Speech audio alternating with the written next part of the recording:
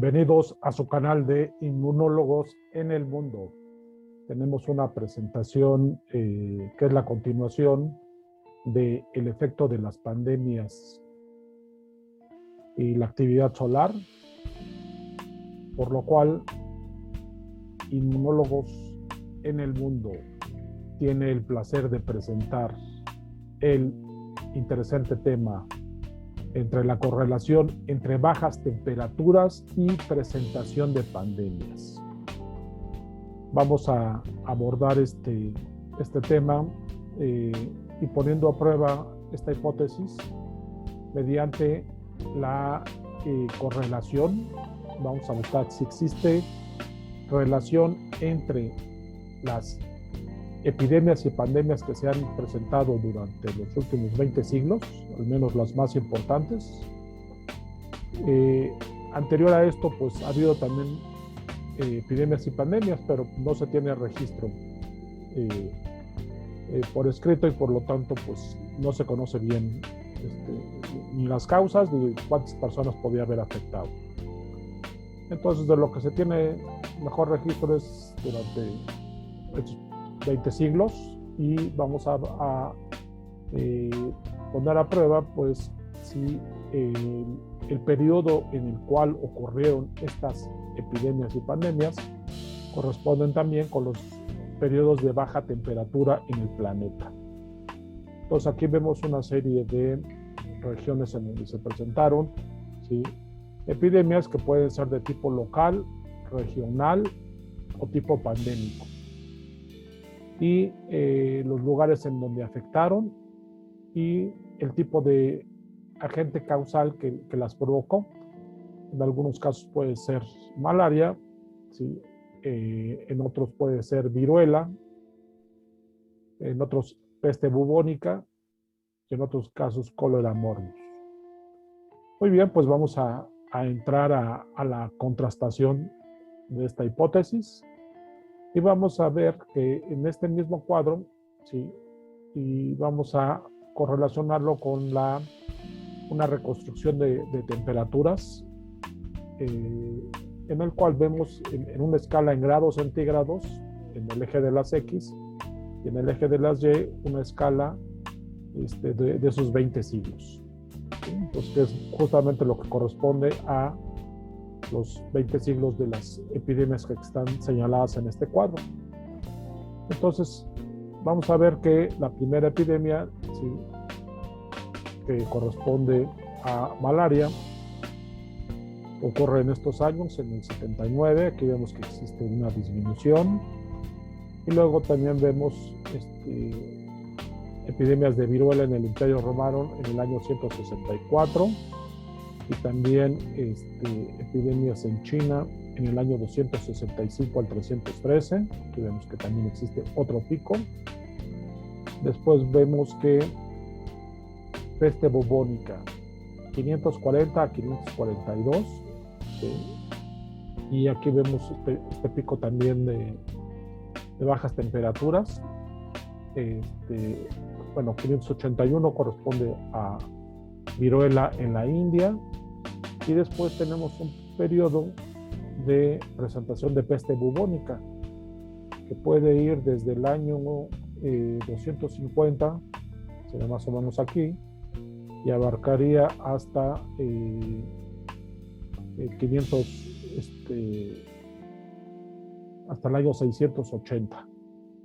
Entonces, durante este pico, sí, la presentación de peste bubónica asoló a diferentes partes de Europa, Asia y Europa. Posteriormente, después tenemos aquí otra epidemia de viruela, y esta corresponde a la India en el año 980. Entonces, esta epidemia de viruela correspondería a este punto. Y en Europa, una peste desconocida entre el 58 y el 59. Después tendríamos otro periodo de peste bubónica. Y aquí lo vemos que estaría situado entre los años 1332 a 1720. Entonces, en este periodo se presentaron varios tipos de pandemias de peste bubónica y vemos que coinciden efectivamente con lo que se llama la pequeña edad de hielo durante la Edad Media, y vemos que corresponden con estas graves afectaciones de estas pandemias. Y después tendríamos, ¿sí?, otro periodo de la viruela, en la cual cuando llega a las Américas provoca una gran cantidad de mortandad. Es el periodo que correspondería también con ese momento de bajas temperaturas, y también después vendría un periodo en el cual las temperaturas empiezan a aumentar, ¿sí?, que es durante el siglo XVIII y XIX, pero se presenta ahora otro tipo de pandemias como la del cólera. Entonces, vamos a comentar que en general sí vemos cierta correspondencia entre la presentación de estas pandemias con esos picos de baja temperatura, ¿sí?, observados, o por esos periodos también de baja temperatura, ¿sí?, en los cuales sobre todo la peste bubónica se presentaba. Viendo con más detalle, vamos a hablar primero de lo que se llama el mínimo medieval. Durante el siglo VI se presentó, y fue en este momento donde se registra, ¿sí?, un periodo de peste bubónica entre los años 540 a 590, una mortalidad del 25%, y que afectó sobre todo a Europa y Asia. Y entonces vemos que este llamado mínimo medieval está perfectamente situado en la presentación de esta pandemia. Posteriormente tenemos que la pandemia más devastadora que ha afectado a la humanidad, o de la que se tiene registro, que es la gran peste entre los años 1332 y 1361. Los cálculos conservadores dicen que pudieron haber afectado a 200 millones de europeos, asiáticos y africanos, pero hay otros cálculos los cuales indican que esto pudo ser entre 250 y hay quienes hablan hasta 400 millones de personas afectadas, los cálculos más altos. Y que este periodo coincide también, otra vez vemos aquí el promedio de temperaturas del eje de las X, y acá los años, entonces con algo que se llamó el mínimo de Wolf, ¿sí? Este periodo entonces corresponde a este periodo entre 1332 y 1361, ¿sí?, y en el cual la peste bubónica hizo estragos. Y también vemos que la peste bubónica también estuvo presente, ¿sí?, en otro periodo, en 1720, en lo que fue llamada la peste de Marsella. Entonces aquí vemos la correlación de estas dos pandemias, y que corresponden a mínimos de temperatura. En este caso la mortalidad fue entre el 30 y el 50%. También es de resaltar la presencia de un fenómeno, ¿sí?, que para nosotros, pues, cuando estudiamos la historia puede pasar desapercibido, el por qué los europeos salieron de su continente y se dedicaron a buscar a través de muchas partes del mundo nuevas rutas comerciales con las cuales poder conseguir los alimentos que estaban faltando por esta baja en el déficit solar que ocurrió entre los años 1400 y 1800. Aquí vemos otra vez el promedio de temperaturas y vemos que existe un promedio por abajo del 0% durante este periodo entre 2400 y 2800, y que esto correspondería al momento en el cual los europeos decidieron salir para conseguir alimentos. Eso también se puede corroborar de lo que pasaba en América. Por ejemplo, en los años 1447 se reportan nevadas y en 1454 ¿sí? se habla acerca de que se congeló el lago de Texcoco. ¿Sí? Entonces, esto más o menos serían en estos dos puntos, en donde vemos unos mínimos de temperatura, lo cual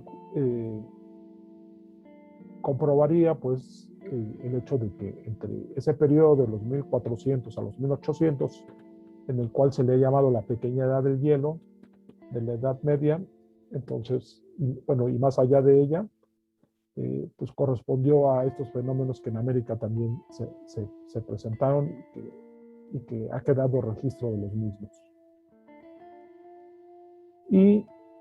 Pero 10 años más adelante se presenta lo contrario, ¿sí? También hay registros de que en 1464 se presenta un gran calor, ¿sí?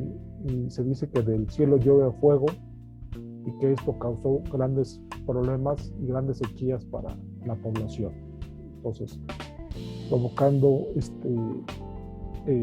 cosechas muy pobres y con falta de alimentos debido a esta mayor actividad, ¿no? Entonces, como hemos visto en el episodio pasado, las variaciones de temperatura se presentan cada 10 años y también cada 120 años.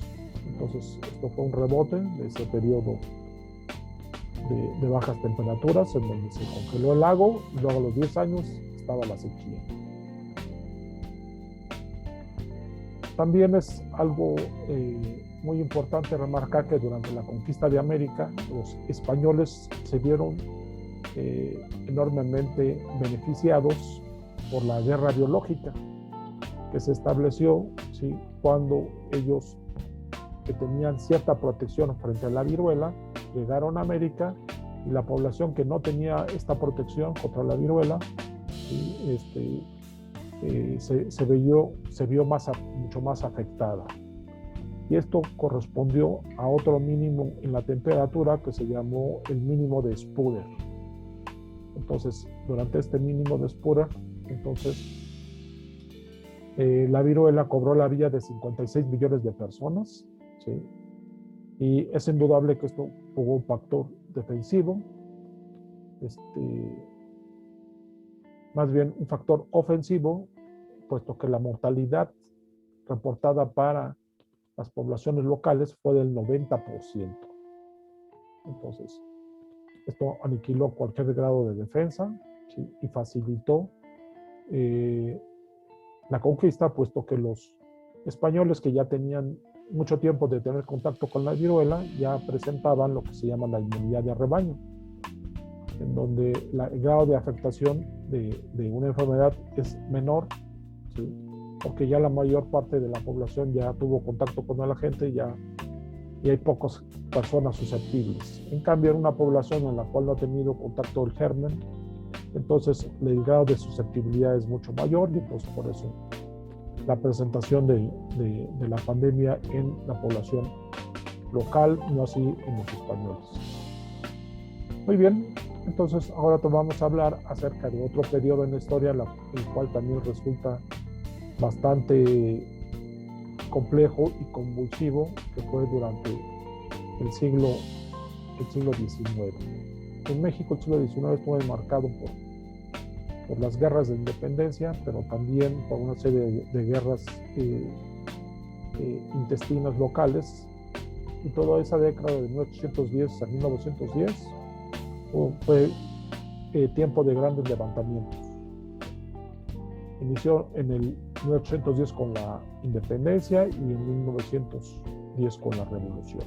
¿Sí? Entonces aquí vemos que durante esa centuria, en la cual vemos que unas bajas temperaturas, con las fluctuaciones que les digo de que se presentan cada 10 años, estas fluctuaciones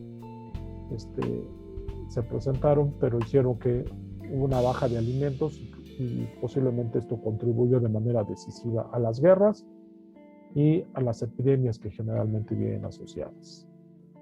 Y aquí vemos lo crítico que fue el año 1910. Y digo crítico por lo que vamos a ver adelante con respecto a el fenómeno conocido como Revolución Mexicana. La Revolución Mexicana entonces tiene su inicio en los años 1910, pero previamente ya había habido brotes de descontento en 1904 y en 1906 con las huelgas de Cananea y Río Blanco. Entonces se registra entonces dos grandes movimientos sociales a principios del siglo XX. La primera revolución social, que es la mexicana, y después continúa la revolución rusa, ¿sí? En 4 años después. En lo que se denomina este pico, ¿sí? En los años 1910 y subsecuentes. Entonces, estos grandes levantamientos sociales también parecen corresponder a un periodo de mínima actividad solar y mínima producción de alimentos. Y tiempo después, unos cuantos años después, en 1914 también, corresponde con la Primera Guerra Mundial. Aquí podemos ver que el promedio de temperaturas, ¿sí? Durante la Primera Guerra Mundial, ¿sí? Fue bastante bajo. Aquí ya habíamos situado a la Revolución Mexicana en 1910, y luego la Primera Guerra Mundial entre 1914 y 1918, y luego la Revolución Rusa en 1918 a 1920. Entonces, y aquí podemos ver cierta correlación también con la Segunda Guerra Mundial, la cual, como sabemos, inició en 1939, ¿sí? Y culminó en 1945. Entonces, también que la correlación no es tan buena con respecto a la baja temperatura, entonces, pero lo cual nos indica que no siempre las guerras pueden ser producto de una baja de alimentos, también puede ser debido a fenómenos de tipo social y económico. Entonces,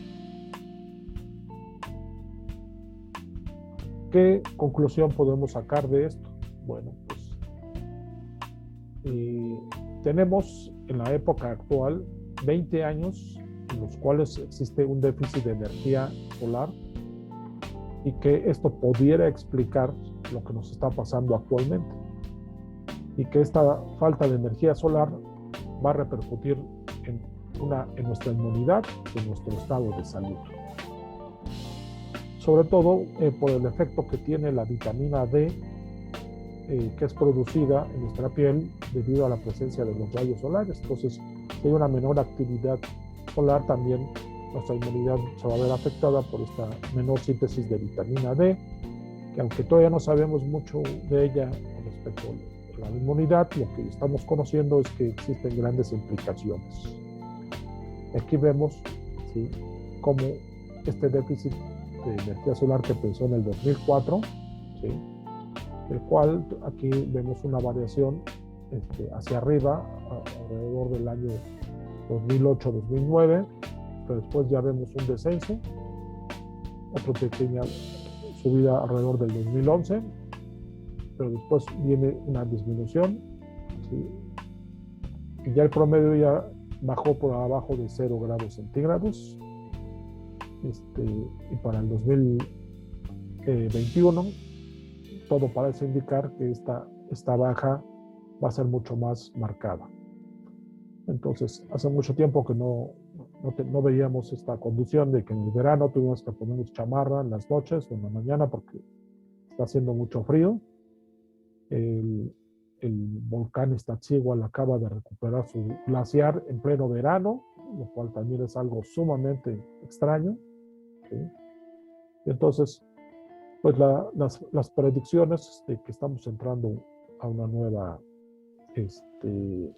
etapa de hielo, entonces parecen hasta este momento concordar con esta hipótesis, ¿sí? ¿sí? Entonces, las evidencias de registro de temperaturas, entonces, que empezaron en el 2004 y que ha sido comprobado mediante el análisis satelital de la NASA, ¿sí? Se va a prolongar durante las siguientes décadas, 60, 70 años, y bueno, pues la FAO también advierte que pues podemos entrar a un problema de crisis de alimentos. Ahora yo no lo vería eso tan dramático, puesto que también existen tecnologías en las cuales la eficiencia de producción de alimentos está aumentando, pues existen técnicas modernas, estos invernaderos y la hidroponía pues, están haciendo que la producción agropecuaria aumente mucho, ¿sí? A pesar de que no exista tanto sol y que entonces, aunque existe un déficit de energía solar en estos años, también nuestras técnicas de producción de alimentos también se están haciendo cada vez más eficientes. Entonces, el doctor Víctor Manuel Velasco hace la predicción de que cada vez el petróleo, ¿sí?, va a volver a adquirir un nuevo valor comercial y que esta centuria que viene, entonces quien controla el petróleo también va a ser quien tenga mejores posibilidades de desarrollo. Entonces, ¿qué es lo que propone el doctor Víctor Manuel Velasco? Es que ante este periodo en el cual nuestra inmunidad va a bajar debido a esta baja actividad solar, es que se deben atender necesidades prioritarias para la población como es el estado de salud. Todos los gobiernos deben invertir en contar con instalaciones hospitalarias de alto nivel, ¿sí?, y que de esta manera se proteja a las personas más vulnerables con nuevas políticas y reformas. Entonces, el sector salud requiere una inversión de recursos importante para atender las necesidades de las posibles pandemias que puedan venir en el futuro. Entonces hay que estar muy atentos a estas nuevas amenazas, ¿sí? Y también él propone que para volver más eficiente la producción agrícola, hacer uso de la tecnología que se utilizaba en el Valle de México, en las chinampas, en la cual el sistema de agricultura entonces era de los más eficientes, pues porque su producción era de 7 a 10 veces más eficiente que la agricultura tradicional. Además de que se podían obtener 2 o 3 cosechas al año, ¿no?, con este sistema de las chinampas. Entonces, retomando este concepto y junto con algo que también se practicaba en Perú y en México también, que es la tecnología del cultivo en terrazas, de aprovechar la humedad que caía para que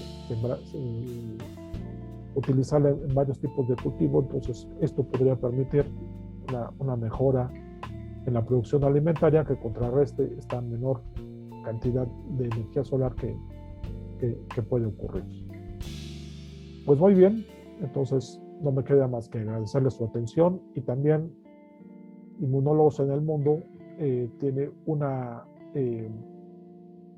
sorpresa para la próxima emisión, en la cual el canal cumple 1 año y por lo tanto vamos a hacer la presentación de